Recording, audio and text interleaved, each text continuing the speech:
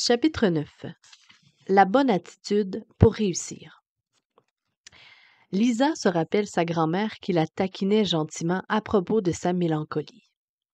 La majeure partie de la vie de Lisa a été caractérisée par la tristesse. Même si elle n'a jamais réussi à mettre le doigt sur l'origine précise de sa tristesse et que sa dépression n'a jamais nécessité de suivi médical, Lisa reconnaît qu'elle a toujours été un peu déprimée et que même elle se complaît dans la tristesse à l'occasion. Ses amis se sont amusés à la taquiner parce qu'elle ne souriait pas, et plus d'un petit ami l'a encouragée à voir la vie d'une façon plus positive. Récemment, Lisa a remarqué que plusieurs de ses collègues ont été promus. Elle sait que son travail est comparable au leur et qu'elle a plus d'ancienneté que des employés promus. Pourquoi pas moi? S'est-elle demandé. Roger a connu une enfance difficile. Ses parents ont divorcé lorsqu'il avait 3 ans, puis sa mère l'a abandonné aux soins de sa grand-mère. Il a vécu la majeure partie de son enfance dans la pauvreté. Comme sa grand-mère travaillait à temps plein, il n'a pas reçu beaucoup d'attention. En outre, il avait de la difficulté à se concentrer à cause des tensions émotionnelles qu'il vivait, et ses résultats scolaires étaient plutôt médiocres.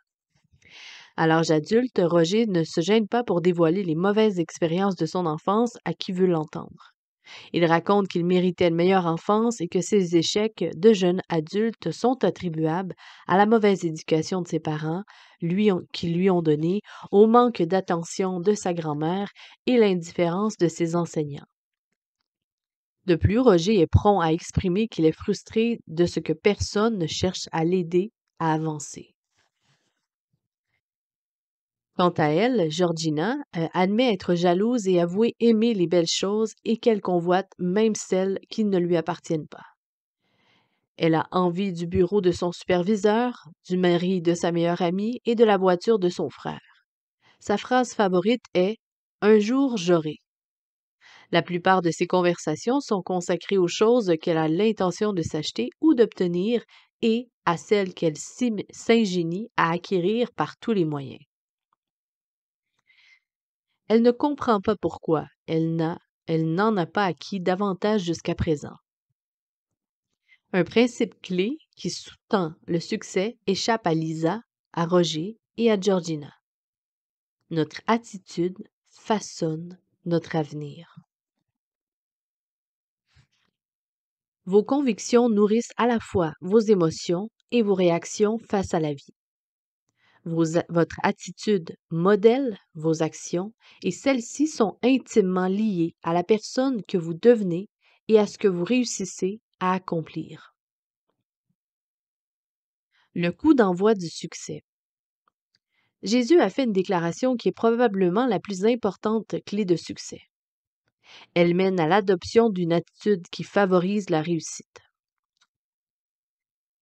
Bien qu'il s'agisse d'une chose très simple que même un enfant peut comprendre, le principe est si profond qu'aucun de nous ne peut le vivre pleinement par nos propres forces. Pour adopter cette attitude et en vivre, nous devons avoir l'aide du Saint-Esprit. Jésus a enseigné « Tout ce que vous voulez que les hommes fassent pour vous, faites-le de même pour eux. » Matthieu 7, 12. La plupart d'entre nous avons appris la règle d'or suivante à l'enfance. Traite les autres comme tu veux qu'ils te traitent. Aujourd'hui, j'aimerais que nous observions le contexte de l'enseignement de Jésus. Demandez et l'on vous donnera. Cherchez et vous trouverez. Frappez et l'on vous ouvrira. Car quiconque demande reçoit. Celui qui cherche trouve et l'on ouvre à celui qui frappe. Lequel de vous donnera une pierre à son fils s'il lui demande du pain? Ou s'il demande un poisson, lui donnera-t-il un serpent? Si donc, méchant comme vous l'êtes, vous savez donner de bonnes choses à vos enfants, à combien plus forte raison votre Père qui est dans les cieux donnera-t-il de bonnes choses à ceux qui les lui demandent? Tout ce que vous voulez que les hommes fassent pour vous, faites-le de même pour eux, car c'est la loi et les prophètes. Matthieu 7, versets 7 à 12. Cette déclaration, qui est devenue la règle d'or de la conduite, a été faite par Jésus dans un contexte où nous voyons nos besoins comblés et réalisons les œuvres que le Seigneur veut que nous accomplissions. Jésus a mis le peuple au défi de demander à Dieu, de les bénir, de sincèrement lui demander: quelle est ta volonté pour ma vie? Que veux-tu que je fasse? Et qu'as-tu prévu pour ma réussite? Qu'est-ce qui me fera réussir à tes yeux? Jésus a exhorté la foule à chercher les choses que Dieu déclare importantes et bénies. Il lui a dit: poursuivez la bonté de Dieu, recherchez sa justice. Jésus a enseigné de persévérer, de continuer à rechercher les bénédictions de Dieu et le succès qui vient de lui, jusqu'à ce qu'on l'atteigne. Le temps des verbes demander, chercher et frapper dans la langue originale aurait dû être traduit ainsi: demander et continuer de demander, chercher et continuer de chercher, frapper et continuer de frapper. D'après Jésus, nous devrions continuellement être en train de demander au Seigneur: que veux-tu que je fasse aujourd'hui? Qu'est-ce qui te ferait plaisir? Qu'est-ce que je devrais rechercher en ce moment afin que tu sois celui que tu veux que je sois et que j'accomplisse ce que tu veux? Après avoir recommandé de demander, de chercher et de frapper, Jésus a ajouté en d'autres mots: et le Seigneur vous répondra. Il permettra que vous trouviez ce que vous cherchez. Il vous ouvrira la plénitude de sa richesse et de sa présence. Si les gens vous donnent ce que vous leur demandez, et si les parents donnent à leurs enfants ce dont ils ont besoin, même s'ils ne leur demandent pas, à combien plus forte raison le Père vous donnera abondamment. Puis, la conclusion de Jésus se résume ainsi: si vous avez une bonne réputation parmi les hommes et que vous les traitez, comme vous vous traitez vous-même, vous serez bénis par Dieu et par les hommes. Nous trouvons un enseignement similaire dans l'Évangile selon Luc. Soyez donc miséricordieux comme votre Père est miséricordieux. Ne jugez point, et vous ne serez point jugés. Ne condamnez point, et vous ne serez point condamnés. Absolvez, et vous serez absous. Donnez, et il vous sera donné. On versera dans votre sein une bonne mesure, serrée, secouée, et qui déborde, car on vous mesurera avec la mesure dont vous vous serez servi. Luc 6, versets 36 à 38. Le Seigneur nous juge, nous pardonne et nous récompense en fonction de la façon dont nous agissons avec les autres et de nos pensées à leur sujet. Trop de gens négligent et tentent de minimiser ce principe de la parole de Dieu. Beaucoup de chrétiens disent facilement: le Seigneur me juge d'après ma relation avec lui. Cela est tout simplement contraire aux Écritures. La Bible nous enseigne que le Seigneur nous juge selon nos actions envers lui et envers les autres. Nos pensées à propos des autres. Vous dites peut-être: le Seigneur regarde mon cœur. Bien entendu, il le fait. Toutefois, sur quoi passez-vous le plus de temps à méditer? Il est pratiquement impossible que nos pensées n'aient rien à voir avec les autres. Un fort pourcentage de mes pensées, de mes opinions, de mes sentiments est directement lié à ce que les autres font ou disent.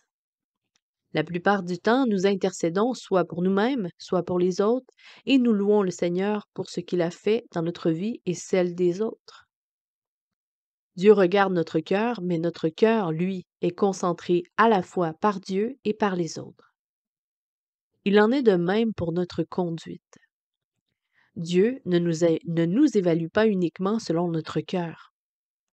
Il juge aussi nos actes, et la plupart d'entre eux sont liés aux autres, jusqu'à un certain point. Une personne qui ne parle qu'à elle-même, qui ne se soucie que d'elle-même et qui ne se répond qu'à elle-même est considérée comme aliénée. Nous ne pouvons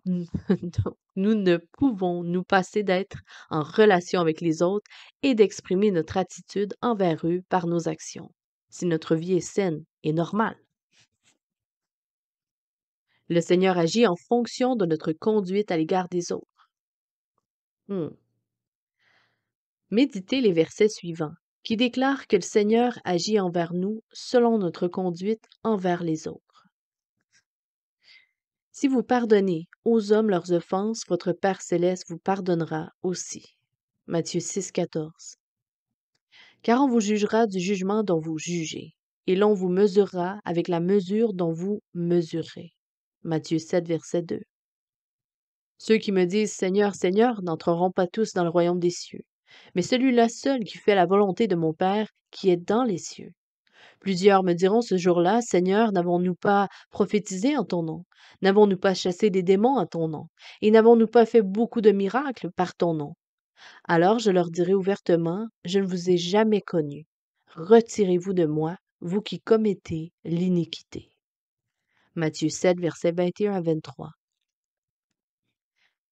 Ce n'est pas vous qui m'avez choisi, mais moi je vous ai choisi, et je vous ai établi, afin que vous alliez et que vous portiez du fruit, et que votre fruit demeure, afin que ce que vous demanderez au Père en mon nom, il vous le donnera. Ce que je vous commande, c'est de vous aimer les uns les autres. Jean 15, versets 16 et 17. Dans ses enseignements sur les relations avec les autres, Jésus a presque toujours dépassé la lettre de la loi pour pénétrer dans le véritable esprit de la loi. Il a parlé à maintes reprises de l'importance de nos pensées et de notre attitude envers les autres. Vous avez appris qu'il a été dit, « Tu ne commettras point d'adultère. » Mais moi, je vous dis que quiconque regarde une femme pour la convoiter a déjà commis un adultère avec elle dans son cœur.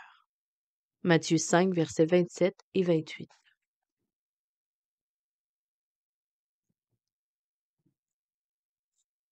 Vous avez entendu qu'il a été dit aux anciens, « Tu ne tueras point. » Celui qui tuera mérite d'être puni par les juges. Mais moi je vous dis que quiconque se met en colère contre son frère mérite d'être puni par les juges, que celui qui dira à son frère « Raka » mérite d'être puni par le Sanhédrin, et que celui qui lui dira « Insensé » mérite d'être puni par le feu de la géhenne. Matthieu 5, versets 21 à 22. Vous avez appris qu'il a été dit « Tu aimeras ton prochain et tu haïras ton ennemi. » Mais moi, je vous dis, aimez vos ennemis, bénissez ceux qui vous maudissent, faites du bien à ceux qui vous haïssent, et priez pour ceux qui vous maltraitent et qui vous persécutent, afin que vous soyez fils de votre Père qui est dans les cieux. Matthieu 5, versets 43 à 45. Jésus a souligné que la règle d'or accomplissait la loi et les prophètes. Elle les récapitule, voilà. La loi contient de très sévères commandements sur la façon dont les personnes doivent agir les unes envers les autres sur le plan moral et éthique. 6 des 10 paroles structurantes traitent directement des relations interpersonnelles. L'obéissance des enfants à leurs parents et l'interdiction de meurtre, d'adultère, de vol, de faux témoignages contre le prochain et de convoitise de ses possessions. Dans le livre du Deutéronome, Moïse commande aux Israélites d'observer toutes les lois et les préceptes que le Seigneur leur a donnés. Il les avertit aussi que ceux qui désobéiront à ces commandements très précis seront maudits par Dieu. Dans Deutéronome 27, versets 15 à 26, nous trouvons une liste des actes qui entraînent le jugement le plus sévère. En parcourant cette liste, remarquez que 7 de ces 9 déclarations traitent de conduite envers autrui. Ça va comme suit. Celui qui fait une image taillée ou une image en fonte, une abomination de l'Éternel, l'œuvre des mains de l'artisan et qu'il l'élève dans un lieu secret. Autre point, celui qui méprise son père et sa mère. Autre point, celui qui déplace les bornes de son prochain. Autre point, celui qui fait égarer un aveugle dans le chemin. Autre point, celui qui porte atteinte aux droits de l'étranger, de l'orphelin et de la veuve. Autre point, celui qui couche avec la femme de son père, celui qui couche avec une bête quelconque, celui qui couche avec sa belle-mère. Autre point, celui qui frappe son prochain en secret. Autre point, celui qui reçoit un présent pour répandre le sang de l'innocent. Autre point, celui qui n'applique point les paroles de cette loi et qui ne les met point en pratique. Dieu ne nous juge pas uniquement sur la façon dont nous l'adorons, mais aussi sur la façon dont nous traitons les autres, y compris nos pensées à leur sujet. Un jour, un pharisien a demandé à Jésus, Maître, quel est le plus grand commandement de la loi? Jésus lui répondit, Tu aimeras le Seigneur ton Dieu de tout ton cœur, de toute ton âme et de toute ta pensée.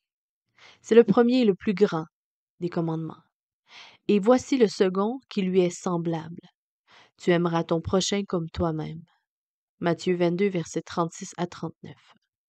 Jésus place l'amour du prochain de pair avec l'amour de Dieu. Un commandement et non une suggestion. Dieu ordonne de traiter les autres comme nous aimerions qu'ils nous traitent. Il ne le suggère pas, il l'exige. Nous n'avons absolument aucun fondement sur lequel baser notre poursuite d'objectifs divins, notre quête de bénédiction ou de récompense divine, si nous refusons d'examiner d'abord notre attitude et notre conduite envers autrui. Notre succès dépend de la façon dont nous traitons les autres. Comment voulez-vous que les autres vous traitent? Voici 2 des questions clés que vous devez vous poser en poursuivant les objectifs que Dieu a fixés pour votre vie. De quelle façon est-ce que je veux que les autres me traitent? Et suis-je prêt à traiter les autres de cette façon?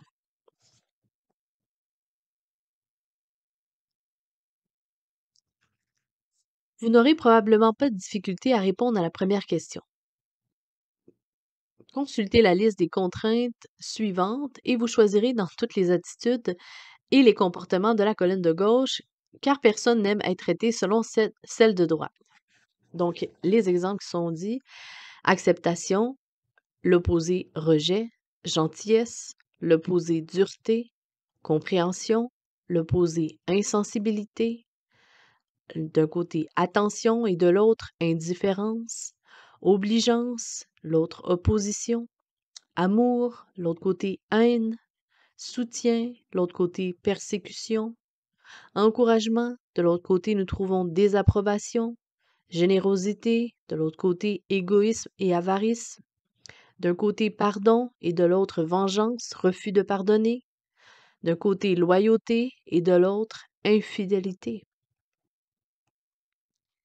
Il est plus difficile de répondre à la seconde question. Suis-je prêt à traiter les autres conformément à la colonne de gauche? Vous répondriez oui, en théorie, mais vous ajouteriez peut-être quelques conditions. Oui, je traite les gens de cette façon s'ils, lorsque, si. Vous pourriez circonscrire ou limiter les moments où vous êtes aimant, loyal, généreux et disposé à pardonner et ainsi de suite. Vous vous diriez peut-être j'aime soutenir, accepter, être obligeant envers mes amis, ou je suis toujours gentil et attentif envers les gens qui sont gentils et attentifs avec moi. Faire de telles déclarations, c'est se tenir à 180 degrés des paroles de Jésus. En parlant ainsi, vous dites je vais agir de cette façon s'ils agissent envers moi de la même façon. D'abord. Néanmoins, Jésus demande d'agir en premier envers les autres comme vous voudriez être traité, peu importe la façon dont ils agissent envers vous. Vous devez prendre conscience de quelques faits concernant le comportement humain. Premièrement, tous ceux qui veulent vivre pieusement seront persécutés. Vous serez persécutés au sein de votre entreprise, de votre ministère et parmi vos amis. Vous subirez de mauvais traitements, verbalement, émotionnellement et peut-être physiquement. Nous vivons dans un monde déchu, où l'homme malmène ses pairs. Paul a recommandé à Timothée, Or, tous ceux qui veulent vivre pieusement en Jésus-Christ seront persécutés. 2 Timothée 3, verset 12. L'apôtre a aussi prédit, mais les hommes méchants et imposteurs avanceront toujours plus dans le mal, égarant les autres et s'égarant eux-mêmes. 2 Timothée 3, verset 13. Si vous n'avez pas encore subi de persécution à cause de votre foi en Jésus-Christ, vous en subirez. Si vous avez été persécuté, ce n'est pas terminé. Deuxièmement, vous n'avez en aucun cas le privilège de traiter les gens de manière contraire au cœur de Dieu, peu importe à quel point ils vous le maltraitent. Pierre a écrit: Serviteurs, soyez soumis en toute crainte à vos maîtres, non seulement à ceux qui sont bons et doux, mais aussi à ceux qui sont d'un caractère difficile. 1 Pierre 2, verset 18. Il a affirmé que vous devez vous soumettre en toute crainte, ce qui signifie en tout respect. Il est facile d'être soumis extérieurement tout en étant rempli de haine et en voulant se venger à l'intérieur. C'est une toute autre chose d'être entièrement soumis et respectueux, particulièrement envers un maître sévère.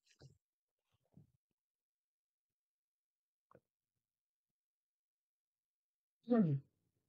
Pierre a renchéri en affirmant ceci. Car c'est une grâce que de supporter des afflictions par motif de conscience envers Dieu, quand on souffre injustement. En effet, quelle gloire y a-t-il à supporter de mauvais traitements pour avoir commis des fautes? Mais si vous supportez la souffrance lorsque vous faites ce qui est bien, c'est une grâce devant Dieu. Et c'est à cela que vous avez été appelés, parce que Christ aussi a souffert pour vous, vous laissant un exemple, afin que vous suiviez ses traces. 1 Pierre 2, versets 19 à 21. Troisièmement, la Bible n'affirme nullement que l'obéissance est facile. L'obéissance est très exigeante. Elle demande que vous vous détourniez complètement des impulsions charnelles ancrées à votre nature humaine pour rechercher ce que Jésus dirait et ferait à votre place afin d'agir et de parler comme lui.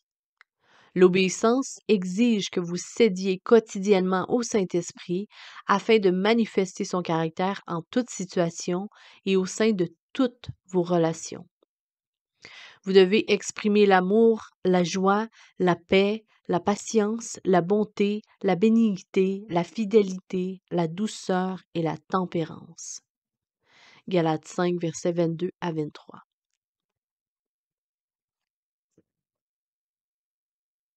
Quelle attitude semez-vous? La façon dont vous traitez les autres est intimement liée à la loi de Dieu, au sujet des semailles et de la récolte. L'apôtre Paul a écrit aux Galates. Galates 6, versets 7 à 10. Ne vous y trompez pas, on ne se moque pas de Dieu.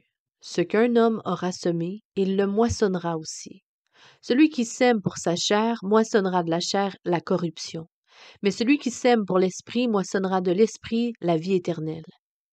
Ne nous lassons pas de faire le bien, car nous moissonnerons au temps convenable, si nous ne nous le relâchons pas. Ainsi donc, pendant que nous en avons l'occasion, pratiquons le bien envers tous et surtout envers les frères en la foi. Amen. Chaque matin, à notre réveil, nous commençons à semer. Nous semons des pensées dans notre esprit, positives ou négatives, bonnes ou mauvaises. Tout au long de la journée, dans nos actions, nos attitudes, nos habitudes, nous semons soit pour la chair, soit pour l'esprit. Tout agriculteur sait qu'il ne peut récolter s'il ne plante pas. Il sait aussi qu'il ne peut s'attendre à récolter du maïs s'il plante du blé, et que la graine plantée est directement liée à la récolte qu'il obtiendra. Il n'ignore pas également que la qualité de la semence et des soins dont il entourera les graines qui auront été semées, sont intimement liés à l'importance de la moisson qu'il récoltera. Plus il plante, plus grande est la qualité des graines, meilleures sont les méthodes agricoles employées pour prendre soin des graines et meilleure sera la récolte. Dieu a établi ce principe dans tous les domaines, naturels, spirituels, financiers et autres. Cette règle est en place depuis la création. Dans Genèse, nous lisons que ce principe existait même avant la création de l'homme. En Genèse 1, versets 11 et 12. Puis Dieu dit que la terre produise de la verdure, de l'herbe portant de la semence, des arbres fruitiers donnant du fruit selon leur espèce, et ayant en eux leur semence sur la terre. Et cela fut ainsi. La terre produisit de la verdure, de l'herbe portant de la semence selon son espèce, et des arbres donnant du fruit et ayant en eux leur semence selon leur espèce. Dieu vit que cela était bon. Vous récoltez ce que vous semez. Cette loi est absolument immuable et elle influence à la fois la quantité et la nature de la moisson que vous obtiendrez quand vous poursuivez les objectifs que Dieu vous a fixés. Semer pour la chair. Paul parle de semer pour la chair en Galates 6:8. Nous sommes tous venus au monde avec une nature pécheresse et un penchant tourné contre Dieu. Nous sommes rebelles et obstinés, nous ne reflétons pas la sainteté et la justice de Dieu à d'innombrables égards. Cette nature pécheresse règne jusqu'à ce que vous receviez Jésus-Christ comme votre Sauveur. Il vous remplit alors du Saint-Esprit, transforme votre nature pécheresse et vous donne une nouvelle nature, celle du Saint-Esprit. Votre nature spirituelle, qui était pécheresse et non pardonnée, est transformée. Vous êtes dorénavant pardonné par Dieu et juste devant lui. Votre esprit est véritablement né de nouveau. Vous repartez à zéro. Paul l'a très bien exprimé d'ailleurs. Si quelqu'un est en Christ, il est une nouvelle créature. Les choses anciennes sont passées. Voici, toutes choses sont devenues nouvelles. 2 Corinthiens 5, verset 17. Même s'il a transformé votre nature spirituelle, Dieu n'a pas changé votre corps. Vous vivez toujours dans une tente charnelle qui dispose de 5 sens, et beaucoup plus d'ailleurs, et de toutes les caractéristiques charnelles. Par conséquent, vous pouvez toujours pécher et exercer votre volonté pour réaliser les désirs de la chair. Lorsque vous choisissez de laisser les impulsions de votre chair, de votre homme naturel, dominer votre vie, vous semez pour la chair. Et Paul a désigné un bon nombre de péchés charnels. Les voici. Or, les œuvres de la chair sont manifestes.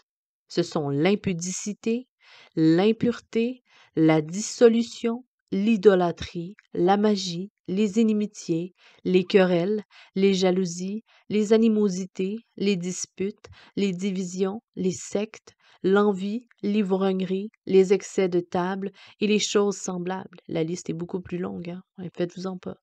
Je vous dis d'avance, comme je l'ai déjà dit, que ceux qui commettent de telles choses n'hériteront point le royaume de Dieu. Galates 5, versets 19 à 21. Semer pour la chair ne se limite pas aux péchés que nous pouvons qualifier de sexuels, ni aux péchés évidents comme le meurtre, le vol et le mensonge. Cela s'applique aussi à la façon dont nous pensons, à la haine, à la jalousie, aux ambitions égoïstes, aux hérésies et à l'envie, et à la manière dont nous traitons les autres, aux dissensions, aux disputes et aux excès de colère. Nous semons pour la chair lorsque nous usons de représailles envers ceux qui nous font du mal, ou que nous nous en prenons à ceux qui nous critiquent, ou encore que nous lançons des paroles pleines d'amertume et de colère à ceux qui ne sont pas d'accord avec nous. Nous semons alors de mauvaises graines qui mènent à la corruption. Ce que nous semons pour la chair ne produit pas la vie, mais la mort. Cette mort, cette destruction, fruit de nos mauvaises semences semées pour la chair, est sans mesure. Voyez les choses qu'une attitude, une parole ou une action négative peut détruire ou affecter gravement, surtout quand elle est répétée. Voici quelques points. Une relation amoureuse, une bonne relation de travail, un mariage ou une famille, une entreprise, un ministère, la santé physique, la santé mentale, le témoignage de quelqu'un, le sens de l'ordre, les rêves, les espoirs, la motivation, la joie, le contentement, la bénédiction financière, la créativité, la volonté de vivre, l'estime de soi. Les graines semées pour la chair peuvent engendrer des échecs, comme rater une promotion ou une vente, ne pas réussir à être embauché, faillir à établir une bonne relation, être incapable de tisser de nouvelles amitiés, perdre un ami de longue date, faillir à rendre témoignage de Jésus-Christ. La liste est infinie. Aucune semence pour la chair ne produit de bonnes choses. Celui qui sème pour la chair ne jouit pas de la vie. Il est toujours aux prises avec la culpabilité, la honte, la frustration, la déception et un trouble profond qui agite son âme. Seul celui qui sème pour l'esprit peut connaître le meilleur de la vie et en jouir pleinement. Semer pour l'esprit. La bonne nouvelle, c'est que vous avez le choix. Vous n'êtes pas forcé de semer pour la chair, même si vous vivez dans un corps de chair mu par des impulsions charnelles. Vous pouvez choisir de semer pour l'esprit, d'accomplir ce qui lui plaît et de le faire d'une manière qui plaît à Dieu. Vous pouvez choisir de pardonner à ceux qui vous ont blessé gravement, d'encourager ceux qui ont tenté de vous décourager et d'être généreux envers ceux qui sont mesquins à votre égard. Comment? En permettant au Saint-Esprit qui vit en vous de régner sur vos pensées et par le fait même sur vos actions. Comment permettons-nous au Saint-Esprit d'agir en nous et par nous afin de récolter des fruits positifs?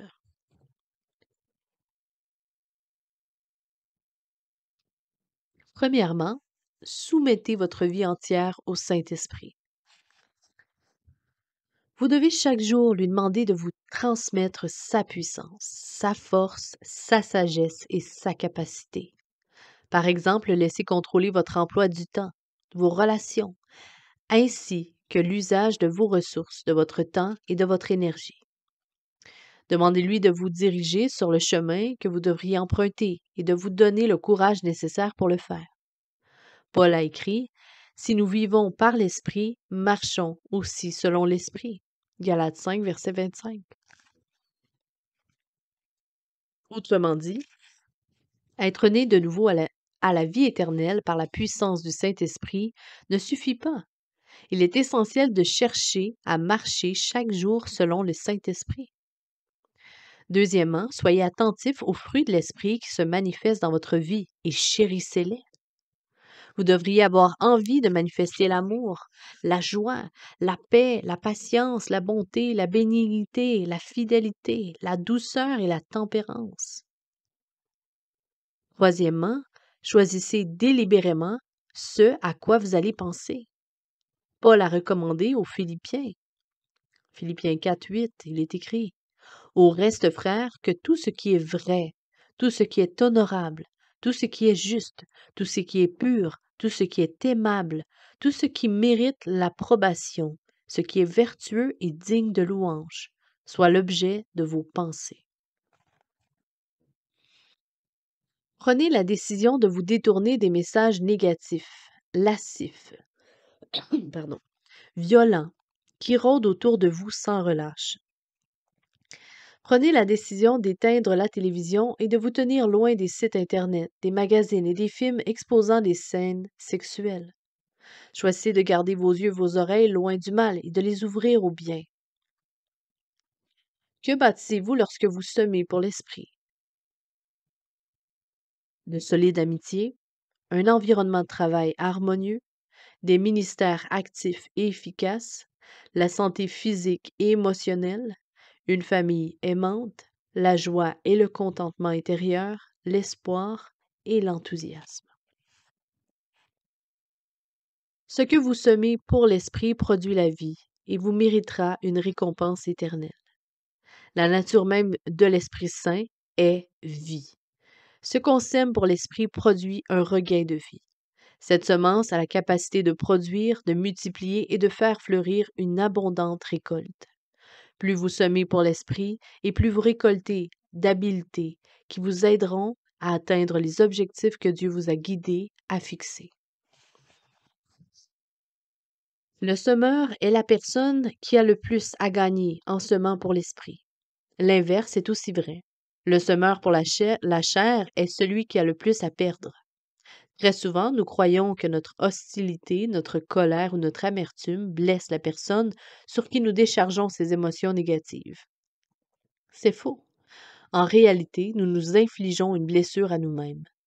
Nous perturbons ainsi notre paix intérieure, freinons notre croissance spirituelle, nuisons à notre témoignage chrétien et ternissons notre réputation et enfin, nous perdons une occasion d'être récompensés par le Père. Je crois fermement que si vous répondez selon l'Esprit à une personne qui vous a blessé, Dieu comblera votre perte, guérira les blessures qui vous ont été infligées et vous préparera à recevoir une bénédiction dont vous avez spécifiquement besoin. La personne qui vous a blessé n'aura peut-être rien à voir avec la bénédiction, mais le Seigneur pourvoira souverainement à vos besoins selon la richesse de sa gloire. Lorsque vous refusez de laisser libre cours à vos tendances charnelles et à vos attitudes négatives, le Seigneur œuvre en vous afin de bâtir votre caractère, votre endurance et votre foi en lui. Il forme le sens de la qualité dans votre vie.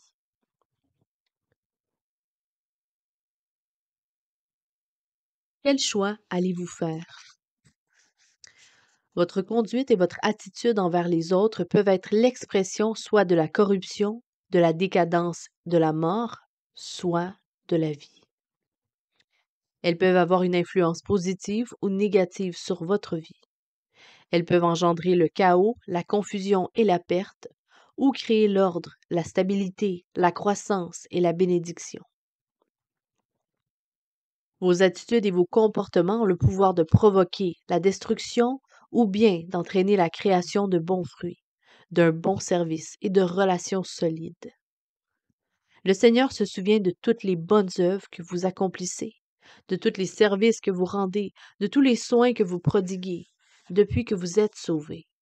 Chacun de ces actes vous méritera une récompense dans les cieux. Ici sur terre, vous ne verrez jamais toute l'ampleur de la tangibilité des fruits de ce que vous semez pour l'esprit. Vos récompenses ne se limitent pas à ce monde. Elles se répandent jusque dans l'éternité, où vous en jouirez ainsi que des bénédictions de Dieu pour toujours. Amen.